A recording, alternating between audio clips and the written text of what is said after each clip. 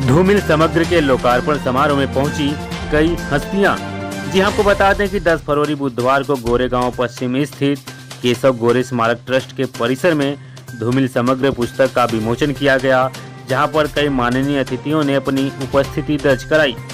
धूमिल समग्र के संकलन संपादन डॉक्टर रत्न शंकर पांडे जी ने मीडिया से बात करते हुए बताया कि किस तरह आज धूमिल को गए 46 वर्ष हो गए हैं, लेकिन धूमिल अपने पाठकों के बीच आज भी जीवित है।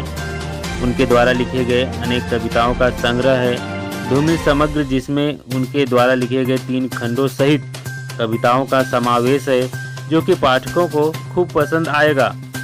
यह पुस्तक ऑफलाइन ऑनलाइन के साथ अमेज़न पर भी उपलब्ध होगी। इस दौरान सतीश कालेस्कर, राजेश जोशी, अर्जुन डांगले, जितेंद्र भाटिया, अनूप सेठी, डॉक्टर श्रीधर पवार, निर्जा सहित कई मान्यवर अतिथि और धूमिल को चाहने वाले इस परिसर में मौजूद रहे।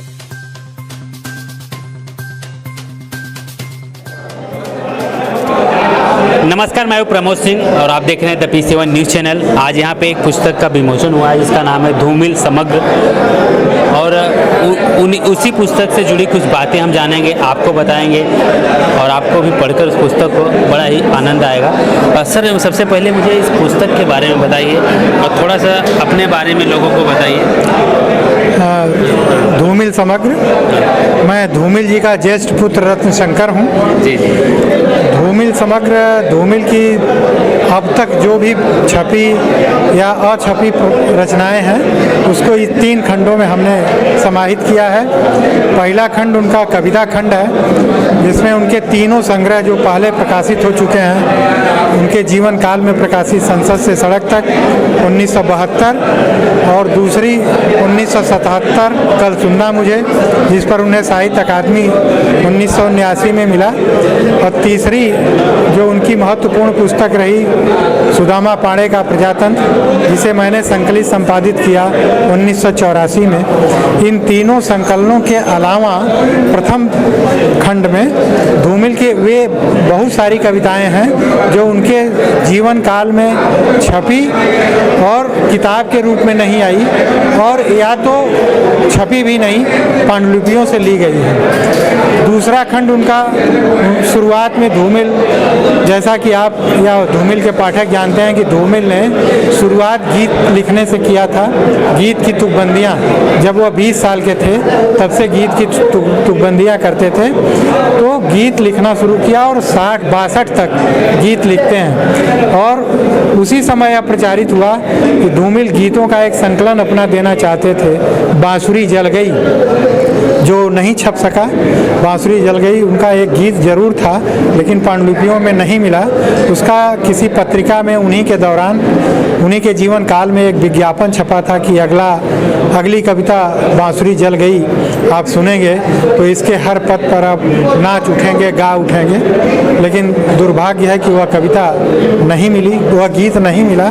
फिर भी 70-80 जो गीत उनके हाथ से लिखे हुए पांडुलिपियों में थे, उसे दूसरे खंड में ले लिया गया है। इसके अलावा दूसरे खंड में उनके कुछ निबंध हैं जो उनके जीवन काल में छपे भी, और बाद में जो उन्होंने लिख दिया था नहीं छपा, उसको भी समाहित किया गया है। सर, ये धूमिल जो शब्द है ये उनका नाम था, लेकिन ये धूमिल जो शब्द है ये बहुत कुछ कहता है, तो थोड़ा सा इसके बारे में बताइए लोगों को। एक पत्र से ही पता चलता है कि इन्होंने अपना नाम धूमिल क्यों रखा। वेणुगोपाल, जो इनके समकालीन या बाद के कहिए बड़े कवि थे, अब निधन हो गया।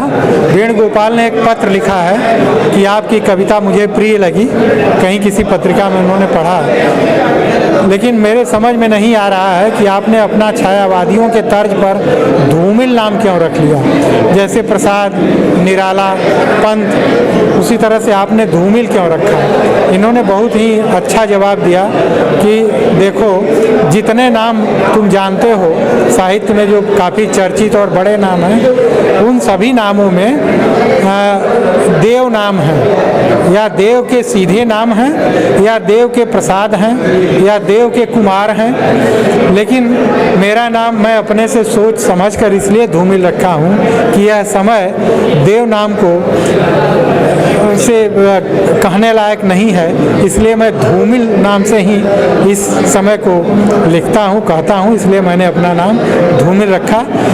इस दोनों पत्रों को, वेणुगोपाल का पत्र जिसका जवाब धूमिल ने दिया है, हमने धूमिल समग्र 3 में पत्र जो 62-63 पत्र हैं उसमें समाहित किया है। अच्छा, मैं जानना चाहूँगा कि धूमिल का जो दौर रहा वो कब से कब तक रहा, और कोई स्मरणीय आपके दिमाग में हो उनको लेके तो ज़रा बताइए। देखिए, जब धूमिल का निधन हुआ तो मेरी उम्र 15 साल थी। मेरी एक बड़ी बहन थी जो पिताजी के निधन के साल भर बाद मर गई। इसके बाद मैं था और मेरे छोटे भाई सब थे, और सबसे ज़्यादा उम्र मेरी ही थी, 15 साल। पिताजी बड़े उन्मुक्त भाव से रहते थे, और उन दिनों गांव में चकबंदी थी या गांव में तमाम तरह के पड़ोसियों से झगड़े थे, उसमें खुलकर साथ लेते थे, और जो उनके साथ जो होते थे उनके झगड़ों में भी अपने तरह से झगड़ा करते थे, अपने व्यक्ति की तरह से। यह एक बहुत ही माने अनोखी बात है, और इस तरह की बहुत सारी घटनाएं हैं जो इसको तस्दीक करती हैं। उदाहरण के रूप में हम इसे एक बताएंगे तो बहुत समय लगेगा। कुछ उनकी पंक्तियां सुनाना चाहेंगे उनके चाहने वालों के दर्शकों? देखिए, उनकी बहुत सारी पंक्तियां हैं। उन्होंने लिखना शुरू किया पांडुलिपियों में, जैसा कि उनके एक लेख में ही है, पड़ा हुआ है, बरना के तट पर एक बड़ा काला सा पत्थर, यहाँ से शुरू करते हैं। तब वह 7वीं स्टैंडर्ड में थे, और तब से लिखते हैं। पांडुलिपियाँ 56 से मिलती हैं, और अपने जीवन के मृत्यु के 10 फरवरी 1975 को उनका निधन होता है। उनकी अंतिम कविता, जब वो एक तरह से बीमारी अवस्था में थे, 14 जनवरी 1975 की है, जिसे मैं आपको सुना रहा हूँ। वह बड़ी लोकप्रिय कविता है। वह उनकी रचना प्रक्रिया को संकेत करती है, और आम आदमी की समझ, उसकी पीड़ा को भी व्याख्यायित करती है। आप कविता सुनिए। शब्द किस तरह कविता बनते हैं इसे देखो, अक्षरों के बीच गिरे हुए आदमी को पढ़ो। क्या तुमने सुना यह लोहे की आवाज़ है या मिट्टी में गिरे हुए खून का रंग? लोहे की आवाज़, लोहार से मत पूछो, लोहे की आवाज़ लोहार से मत पूछो, उस घोड़े से पूछो जिसके मुंह में लगाम है। यह पूरी कविता है, और बहुत सारी कविताएं मुझे याद हैं। आज जो पुस्तक का विमोचन हुआ धूमिल समग्र, इस पुस्तक के बारे में बताइए। इसमें क्या क्या किन किन चीज़ों का समावेश किया गया है कि पाठक पढ़ें उन्हें? हमने पहले ही कहा कि उनका पहला जो समग्र का खंड 1 है वह कविताओं का खंड है, जो उनके 3 संग्रह हैं। इसके बाद की तमाम प्रकाशित अप्रकाशित कविताओं को 552 पृष्ठ का है पहला खंड, वह सबसे बड़ा खंड है। दूसरे खंड में उनका गीत है जो शुरू के लिखे गए हैं, जैसा कि पहले हमने जिक्र किया। उनकी कहानियाँ हैं, उनके नाटक हैं। हम आपको बताते चलें कि वो जो गांव की रामलीला होती थी, उसमें कभी कभी जब दर्शक उबने लगते थे तो तुरंत कोई प्रहसन छोटा एक खंड का नाटक प्रस्तुत करते थे, तो वह नाटक भी उसमें 1-2 है। और इसके बाद उनके निबंध हैं। सुकांत भट्टाचार्य जो बंगला के बड़े कवि थे, उनकी कविताओं का अनुवाद है। पारपत्र नाम से उन्होंने अनुवाद किया, उनका संकलन आया था छाड़पत्र के नाम से।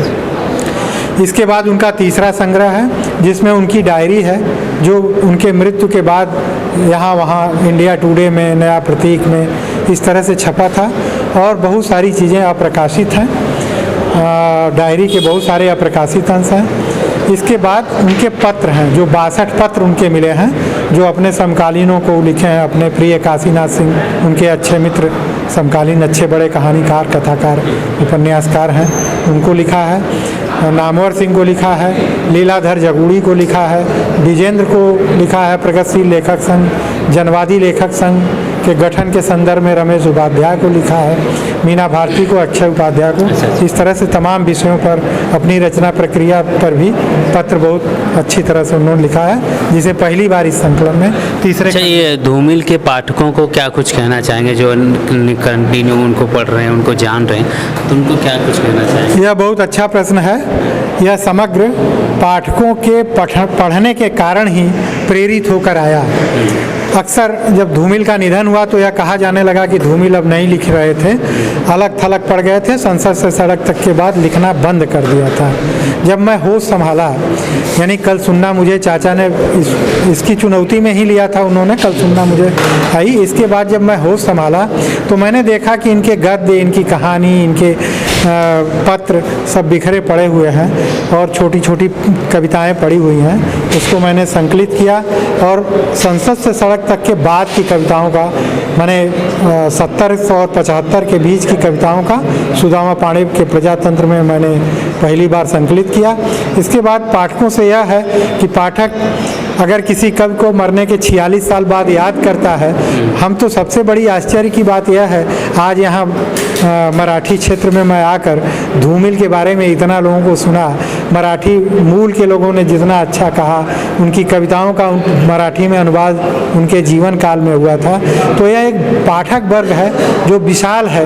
हमें लगता है कि धूमिल के लाखों लाख पाठक हैं और धूमिल के अब तक जो 3 संकलन हैं इस तरह से पाठकों में समादृत हुए, इस तरह से हाथों हाथ लिए गए कि उसी प्रेरणा से मैंने इनका पूरा छपवाने के लिए संकल्प लिया और आज राजकमल प्रकाशन से आपके हाथ में है।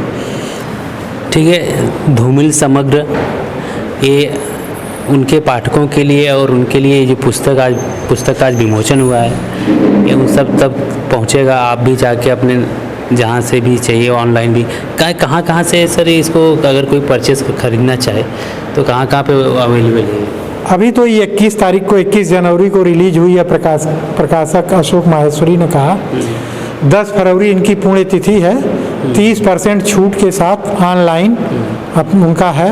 उनसे बात करके राजकमल प्रकाशन बड़ा समूह है प्रकाशकों का, वहाँ से आप खरीद सकते हैं। 30% छूट यानी 700 रुपये में, और कुछ कैश ऑन डिलीवरी पर 100 रुपये ले रहे हैं। इस तरह से 800 रुपये में तीनों खंड मिल जाएंगे। इसका हार्ड बाउंड भी आ गया है जो 3000 का है।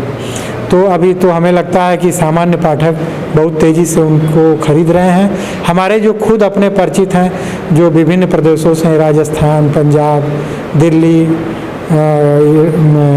उत्तर प्रदेश, मध्य प्रदेश और हिंदी क्षेत्रों से भी, बॉम्बे से भी तमाम लोगों ने इनकी किताबें खरीदी हैं, जिनको मैंने भेजा था। मतलब इंडिया के अंदर ही अवेलेबल है कि इसके बाहर भी? इंडिया के बाहर भी अवेलेबल है। उसके लिए भी उनसे बात करिए कि किस साइट पर मिलेगा, क्या मिलेगा, वो बताएंगे आपको। ठीक है, तो आप अगर धूमिल के पाठक हैं, आप ऑनलाइन परचेस कर सकते हैं पुस्तक को और उनके द्वारा लिखी गई तमाम विवेचनाओं को पढ़ सकते हैं, उनसे जुड़ सकते हैं। कैमरा पर्सन अंकुर के साथ Pramod Singh, the P7 news, Mumbai.